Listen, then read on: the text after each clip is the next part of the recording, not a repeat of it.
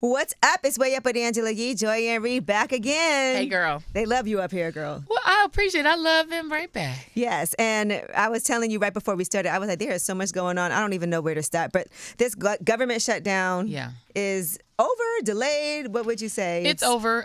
It's over, and it ended in, to me, the worst way. It felt like a complete waste of time at the end just because of the way the Democrats ended it, and it didn't have to end that way. Right. And so when people are questioning, like, what happened, because I saw people saying, oh, well, they're not going to get X, Y, and Z anyway, so why not just go ahead? I also see that the fight for the Affordable Care Act or some type of, like, what's the plan, still has to go on, right? And so... Yes. I mean, the thing about it is that Democrats laid down a marker. They said, we are not going to give you all the votes in the United States Senate to reopen the government until you agree to put back in the health care subsidies. And just to roll back for a minute, just so people understand, the health care subsidies were cut by the Republicans. Right. When they passed their quote-unquote big, beautiful bill, which was actually a big, horrible bill, it slashed the subsidies. It basically let the subsidies expire. So that bill alone was going to raise everybody's health care prices. In January. So in January. What people saw were estimates of in January. I saw one couple saw their monthly health care insurance go from like $600 to $2,600. That's right. Yeah. For some people, 75% increase. Because basically what happened was when the Obamacare bill was passed the first time in 2010, in order to make the budget numbers work, the way they fix the numbers in Washington is they say, we're going to pass this bill, it's going to cost X, but don't worry, it's temporary. And they make things temporary to make the numbers work. Right. So to make the numbers work on having to subsidize people's insurance, they made it temporary. But every time it's come up for renewal, they've just renewed the temporary subsidies. But that's the exact same thing they did with the tax cut. That 2017 tax cut, where 80% of it went to the richest people, that was also temporary. But what happened was when that came up for renewal, 10 years later, which was this big, beautiful bill, the purpose of that bill was to make that tax cut permanent. Yeah. And when they did that, that took $4.1 trillion. That's the cost of it. $4.1 trillion. The cost of making these little subsidies permanent is only $0.3 trillion. So it's a fraction of the cost, but they just don't believe in it. They don't want it. They were fine with making the tax cuts permanent, where we're going to be paying for our grandchildren's grandchildren are going to be paying that back. And the other way that they made the cost money work is they said, we need to find $2 trillion to make it less expensive. Doge went in and was like, we'll just cut $2 trillion out of the government. They couldn't find $2 trillion worth of waste, fraud, and abuse. They only found like $100 billion. That was Elon Musk's job? That was Elon Musk. His job was to find $2 trillion to make the permanent tax cut not cost $4 trillion. He failed. So then their next shot is like, well, where else can we get a couple $1 trillion? The only other places to get at least even $1 trillion is military, the Defense Department, which nobody ever wants to cut. Social Security, which is $5 trillion, which you can't cut because old people will be in the streets. You know, they will march like it was the 1960s, and they might burn some stuff down. So you cannot touch Social Security. The only other big pot of money is Medicaid. So they went into Medicaid and they scooped out $800 billion. That's almost $1 trillion in order to make the math work for the tax cut. So when they're having all these fights about whether to make this permanent or that, just understand they already took Medicaid's money. They took $800 billion out of people's Medicaid, which meant rural hospitals are going to close. People are going to get genuinely hurt regardless. So then when the shutdown came, Democrats said, you know what, you took enough. You already took $800 billion from Medicaid. You can't take no more. You can't take these subsidies too. That's where they drew the line. So they should have just held out to say you can't. The regular people need something. Yeah. You gave the rich $4 trillion. You took $800 billion from the poor.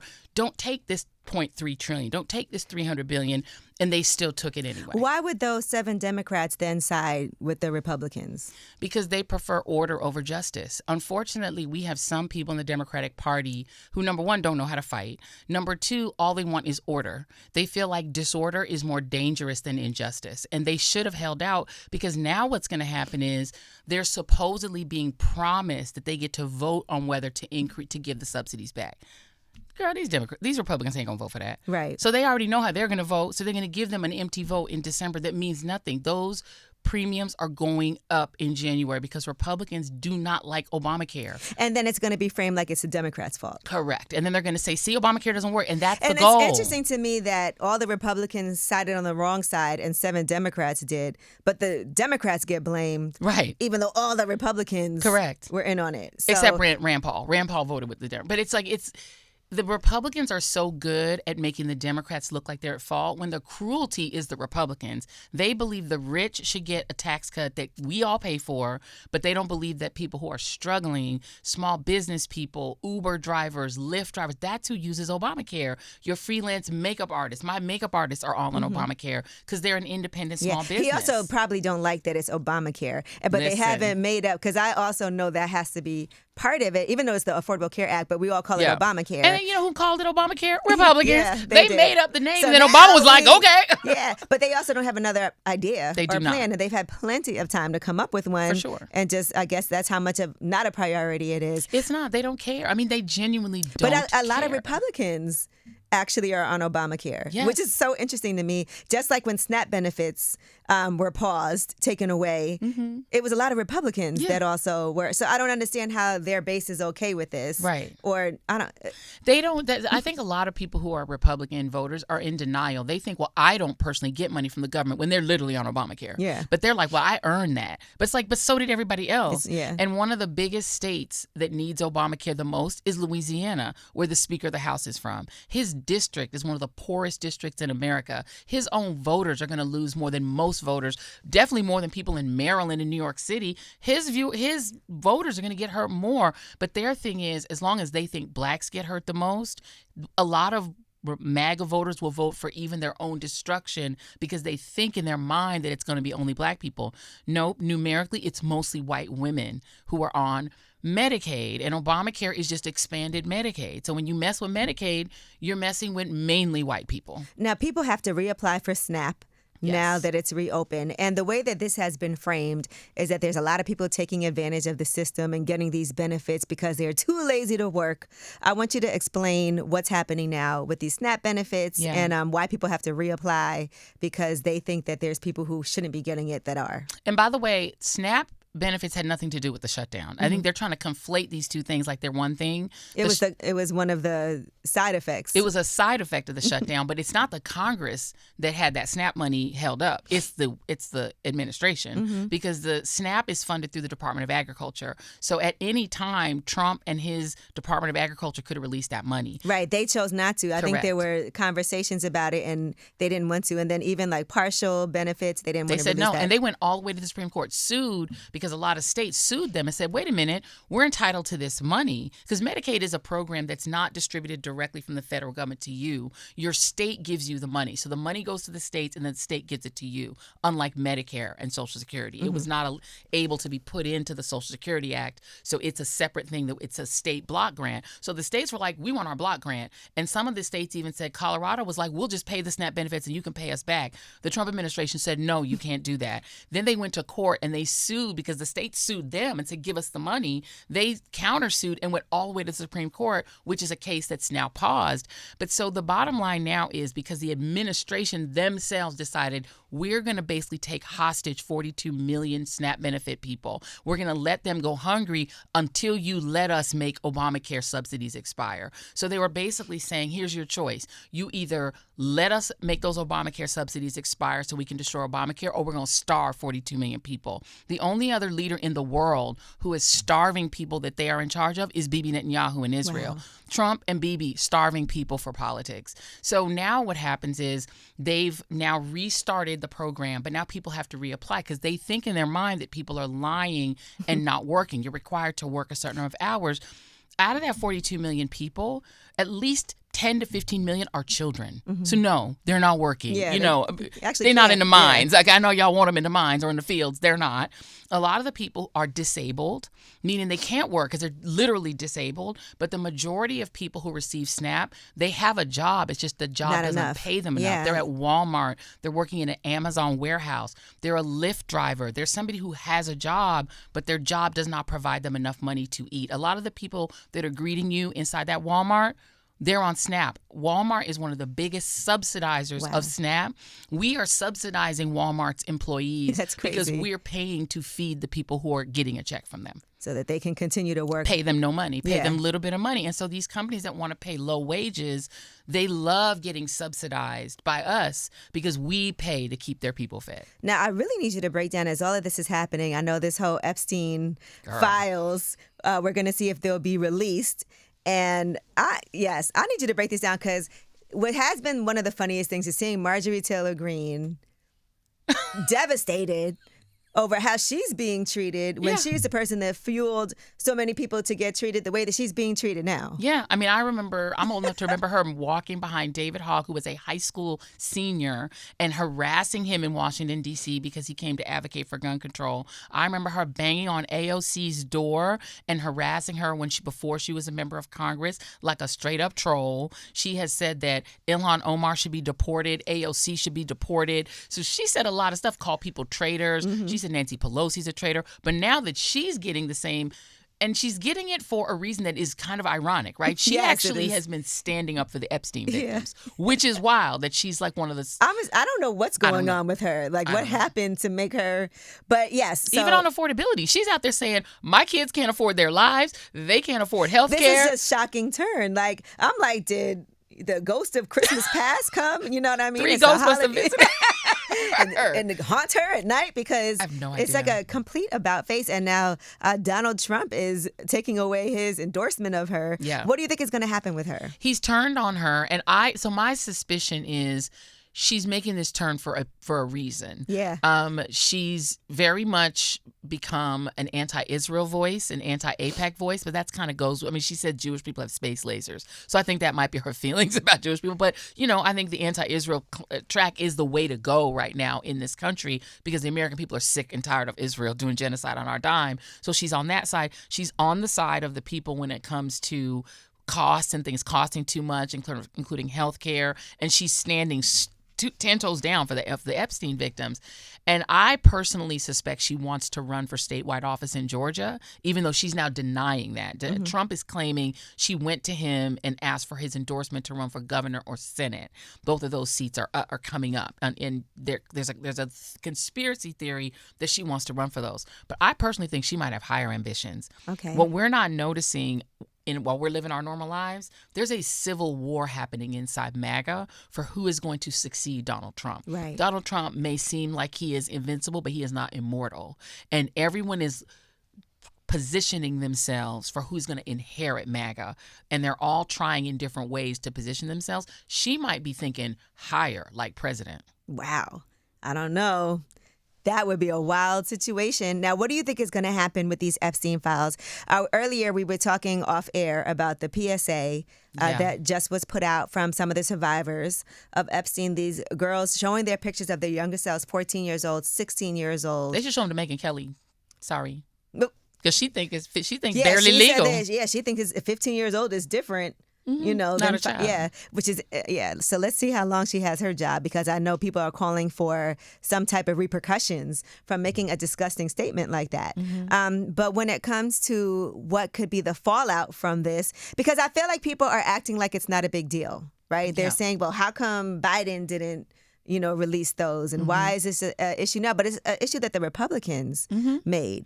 And it's interesting that the people... And Donald Trump ran on, by the way. Ran on it. Saying that he was going to release these Epstein files. Vance said it. I'm old enough to remember when Kash Patel went on Glenn Beck's radio show, his podcast, and said, who has the Epstein files and can release them?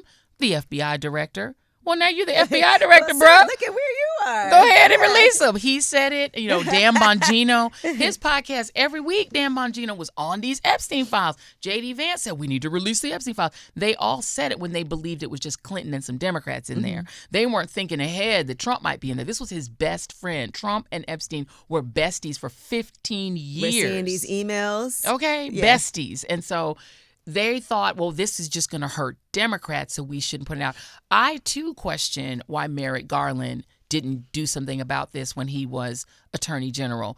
But remember, Merrick Garland was utterly, absolutely useless in every way. What did he do? He didn't go after Trump. Trump tried to overthrow the government. He was like, well, maybe we need a special counsel. Right. He took home classified documents, put him in the toilet threw him in the shower. He said, well, it took him 3 years to even go and get the files. The man had the files at his house for a year and a half. Whatever he needed, it didn't, It was too late. So Merrick Garland was useless. So the question answers itself. The reason Democrats didn't do anything is that Merrick freaking Garland was the Attorney General and he was useless. I don't know what he did do while he was there. I think he might have just slept through his entire term. I don't know what he did. What do you think about Kash Patel now? Listen, I feel like we don't have FBI anymore. It's a joke. Yeah. He's flying his girlfriend around to concerts. He's using the public plane that we own to go on dates with his girl. I don't know what he does all day, but he's definitely not an FBI director. And seeing him under pressure is... And indicting some sports betting. It's hold on, sports betting, not our priority right now. Sorry, bro. That's not what we're thinking about. He's made some headlines. They're very good at distracting. Exactly. When it comes to now we're paying attention to sports betting and the mafia, but they're showing the athletes, the black men, instead of showing the mafia members that are the ringleaders and that are ones that are the heads of all this. Exactly. We're thinking now the mafia is black people. And the reality is the reason that the Epstein files matter is this was not just the largest pedophile ring probably in world history. It was a global pedophile ring. The QAnon people had that right. There was a global pedophile ring. Jeffrey Epstein ran it. Donald Trump was his best friend. They were all friends with all these models. There's a guy named Jean-Luc Brunel. I've been reading these emails for the last 3 days. There's a guy named Jean-Luc Brunel who was another pedophile who ran a modeling agency, as did Donald Trump, as did John Casablancas, his other friend that was apparently preying on his own models. Jean-Luc Brunel, who was accused by his models of preying on them, including underage models. You know how he died? He died in France in jail by a supposed hanging himself. Sounds familiar. Exactly the way Epstein died. So I'm like, you know what? This is a bigger story because it's not just the pedophilia, which is horrible, and these victims deserve justice. There was a financial aspect to this ring. This reached into some of the highest echelons of power and money, and we need to know who was a part of that ring, because if some of those people are now running our country and are now running this country and running our finances and maybe surveilling us, I think the American people want to know. Yeah, a lot of rich, powerful white men. Correct. And yes. Mm-hmm. And, I saw people talking about Obama, and from my understanding, he wasn't mentioned in any of this. At all. I don't know why his name keeps coming up like he was in those files. He's not. From what I've seen, what's interesting, though, the only way he comes up tangentially is that Jeffrey Epstein at some point turns on Trump. You can actually see it as you're reading the files. When you read Jeffrey Epstein in 2011, he's still looking for a way to profit from his relationship with Trump. Then Trump is going to get elected and he's starting to have doubts about Trump. This is after they fell out in 2008. He actually explains now why they fell out. Epstein had a good friend who was going broke, and he had a home that he thought he could just get some money by selling the house.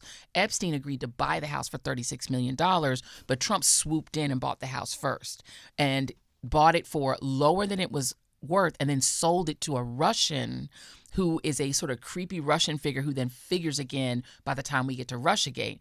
Epstein is implying there was something dirty about that deal. So Epstein knows stuff about Trump. By the time Trump is getting close to running again in 2020, he hates Donald Trump and seems to be trying to cooperate to bring him down. And he's got dirt on him and seems to be telling people, I have dirt on him. So there's all this weird intrigue. The only way I can see Obama being a part of it, because Obama doesn't come up as anyone who even knew Jeffrey Epstein. Yeah. But there is a woman. Or if he did, they would for sure have been put that out. Listen, that would be out that yesterday. Been headlines for them. But he had a person that was in the Obama administration, this woman who ends up getting recommended for a position in the Trump administration, and she came from the Obama administration. That's the only tangential link, is that there was an Obama world person who seemed to be friends with Epstein. And people are also very adamant, just because someone was on the plane doesn't mean they did anything wrong. No. So everybody that did go, maybe we're not engaging in these disgusting, illegal activities, but it's kind of like one of those things like, I have zero friends who've been accused of being a pedophile. Yeah. You know what I mean? Yeah. But you got Deepak Chopra is his homie. The guy who's the president of Harvard is his homie. I'm like, it's weird to be friends with somebody accused of being a pedophile. It's just odd. What do you think can happen from this, though? Because we talk about, I see people saying, why does it matter? And it's disgusting. It's illegal. These women also need some type of accountability. Their lives have been forever affected by this, changed by this. But other than that, is there anything that can happen when it comes to these Epstein files and who's in them? I mean, I think there'll be more revelations, more embarrassments. They're suing banks. So these women have been really smart about, their attorneys and them have been smart about saying, this isn't just about the pedophiles, it's about the money. So they've gone after banks because right up until the end, we're talking about after Epstein was convicted in Florida, he was still recommending private clients to JP Morgan. And he's still somebody that's a go-to where people from foreign countries are seeking his advice on how to deal with Trump in Russia and in Europe. Like, he's still a powerful billionaire.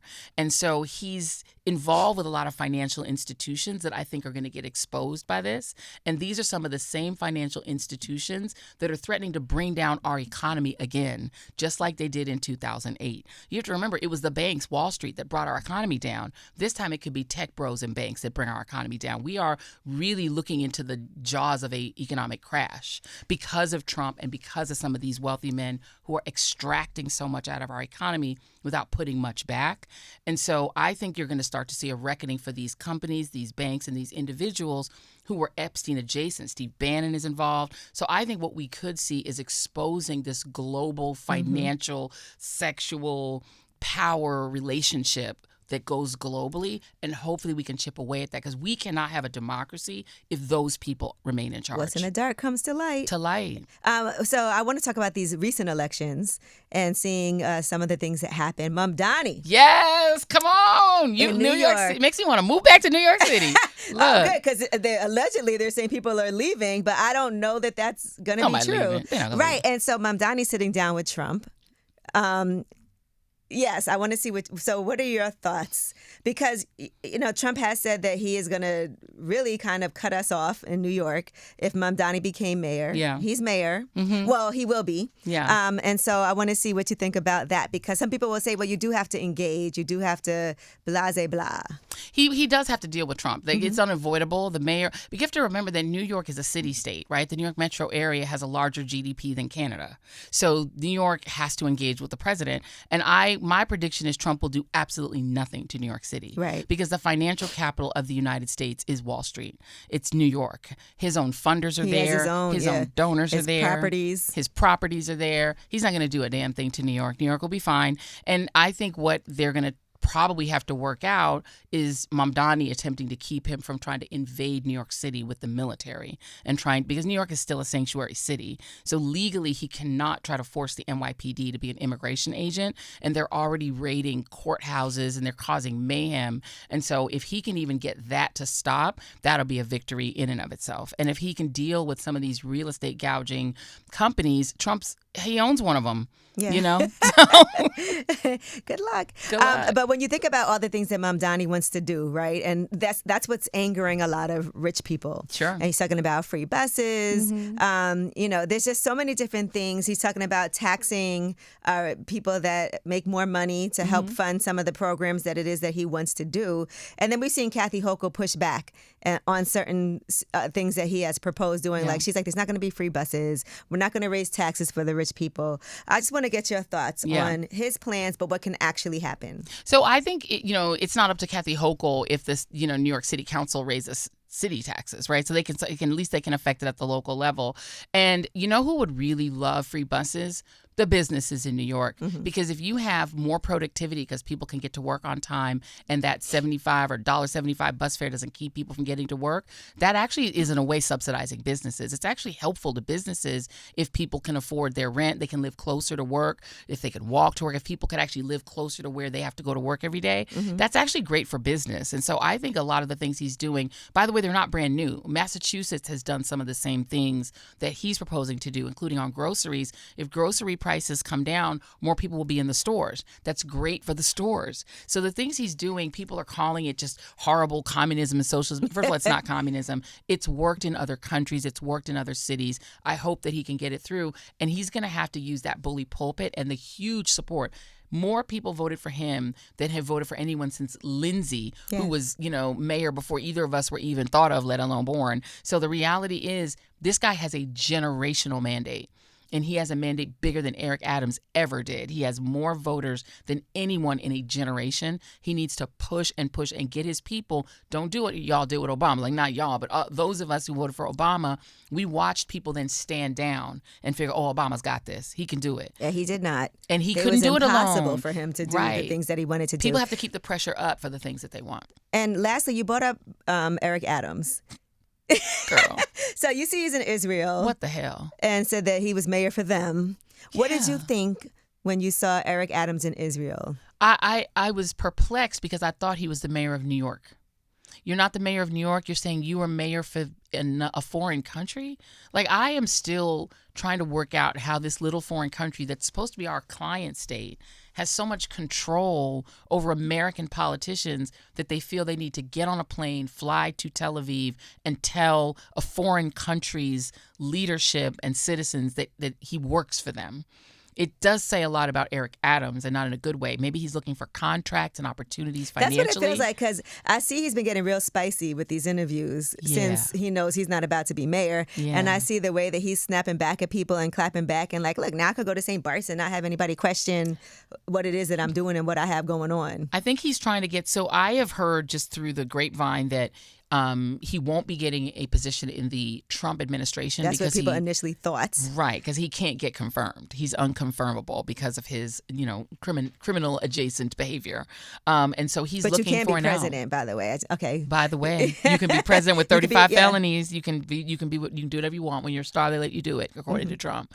And apparently, you can sexually assault or sexually abuse someone in a Bergdorf Goodman, and no people problem. will go. And then still harass her after.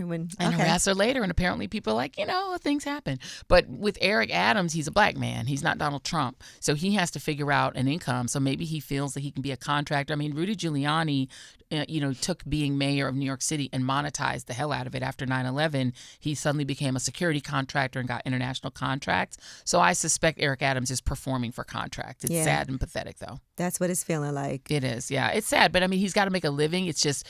Isn't there you can be university president somewhere? Is there something more dignified you could do? But this whole AIPAC Israel thing, it perplexes me. I do not understand it at all. I'm sorry. I think Americans need to be America first. This is the one place where I will agree with the people who say America first. We need to stop putting foreign countries before our own. Well, Joy-Ann Reid, before we end this, how are you doing? I just got to ask you that the holidays are coming up. Yes. And I always love when you come up here, and I'm always digging for information from you. But I do always want to make sure that I'm always like, and how are you doing? Thank you. How's the family?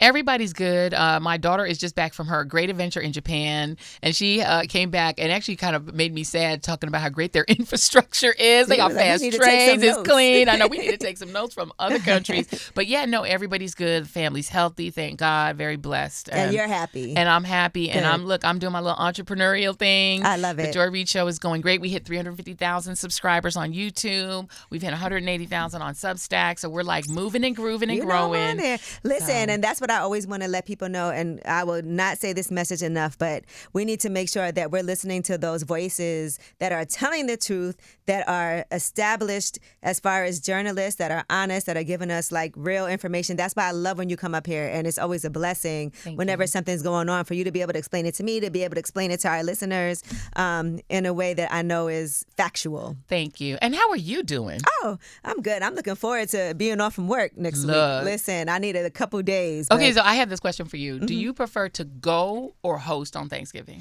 Well, I'm hosting this year. Me too. Yeah, I'm hosting this year. Yes. So, and I did it last year too, but it is a lot. But sometimes it's nice to be home. I like to go. I like to host. I mean, a lot of people think it's too much work. I would much prefer because then I can get a little tipsy. I can drink. I don't have to worry about getting in the car and driving home. Okay. And then look, I'll be trying to get rid of clothes. I'll put everything together. The family gets to, the cousins get to go through it. Yes. My aunt was like, I think you need to put a sign up that says 2 items only. And I was like, I'm not doing that.